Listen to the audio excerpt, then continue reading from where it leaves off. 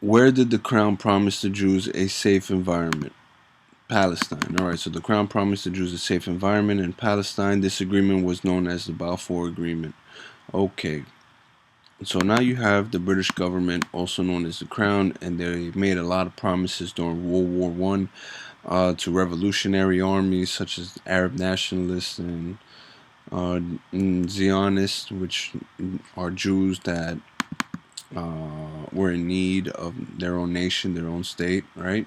So promises, promises. So after World War One, okay, Britain, France, they become colonial powers over these Germanic states and colonial territories under the Turkish Empire, right? So now we're getting up to the feuds here, right?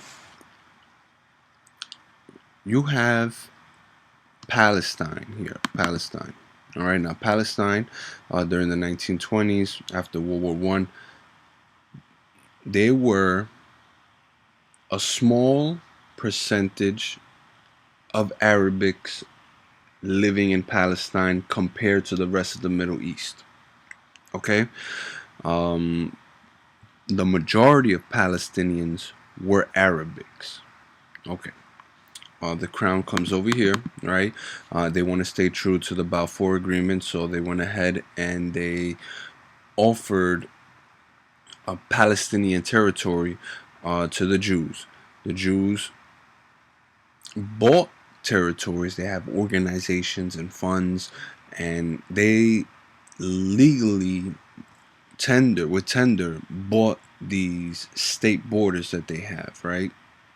All right, it's not like the Jews fought a war for it or anything, like, no, or took over or conquered over it. No, they used funds and they bought the land. Okay, the Crown, right?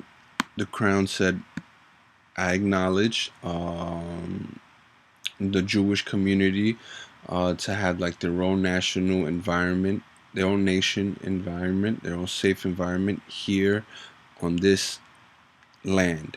And at that time, Palestine, right, there was the majority of Arabics, right? So now you have here what's known as a betrayal.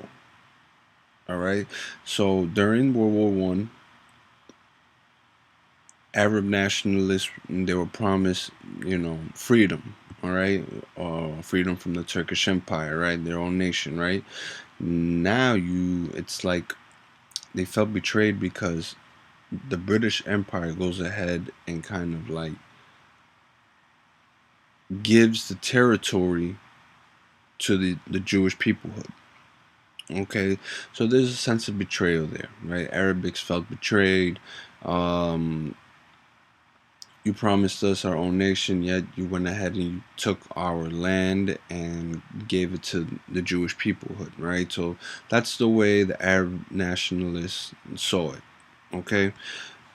Now, we're gonna continue the story on in the next video, but that's basically what the Balfour Agreement was, right? The Balfour did give the Jewish peoplehood a safe environment in Palestine. All right. By the time you know it, tens of thousands of Jewish individuals were migrating into Palestine. But of course, the majority remained Arabic. But then, as 10 years passed, another 10 years passed, the Jewish eventually, their community grew, and grew. All right.